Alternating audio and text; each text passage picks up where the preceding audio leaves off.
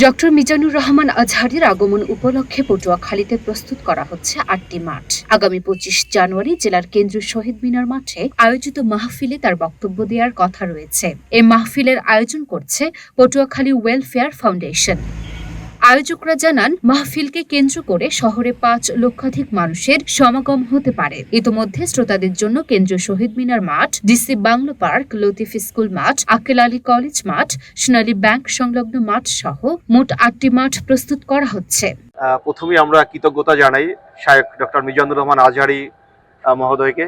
সারা বাংলাদেশে এবার তিনি অত্যন্ত সংক্ষিপ্ত সফরসূচির মধ্যে পটুয়াখালীবাসীকে একটি প্রোগ্রাম উপহার দিয়েছেন এবং ইতিমধ্যে আপনারা সবাই জানেন যে তার মাহফিলে লক্ষ লক্ষ মানুষের সমাগম হচ্ছে এবং এই মাহফিলের শান্তি শৃঙ্খলা রক্ষা করে এবং সুন্দর অ্যাকোমোডেশনের মাধ্যমে মাহফিল সফলভাবে শেষ করা সত্যি একটি চ্যালেঞ্জের বিষয়।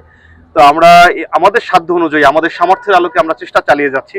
এখানে মূল মাঠের ভেন্যুর পাশাপাশি এর আশেপাশে সংলগ্ন একাধিক মাঠ সব মিলিয়ে আমরা ৮টি মাঠ, এর মধ্যে ২টি মাঠ আমাদের সম্মানিত মা বোনদের জন্য এবং আমরা প্রায় ৩০টির মতো এলইডি স্ক্রিন এবং আমাদের অন্যান্য প্রয়োজনীয় যে ডিজিটাল সাউন্ড সিস্টেম সহ প্রয়োজনীয় ব্যবস্থাপনার মাধ্যমে আমরা আমাদের এই মাহফিলের প্রস্তুতি সামনে এগিয়ে নিয়ে যাওয়ার চেষ্টা করছি। আজহারীর আগমনকে কেন্দ্র করে ব্যাপক নিরাপত্তা প্রস্তুতি নেওয়া হয়েছে। আমরা মাহফিলের নিরাপত্তা, সার্বিক শান্তি শৃঙ্খলার জন্য জেলা প্রশাসন এবং জেলা পুলিশ সুপার মহোদয়ের সাথে একাধিকবার আমাদের মিটিং হয়েছে। আমরা ইতিমধ্যে তাদের সাথে আমাদের সহস্রাধিক স্বেচ্ছাসেবকের সমন্বয় করে যেন আমরা ওই দিনের প্রোগ্রামের শেষ পর্যন্ত আমাদের তরফ থেকে সর্বোচ্চ ব্যবস্থা থাকে, আমরা সেই চেষ্টা চালিয়ে যাব।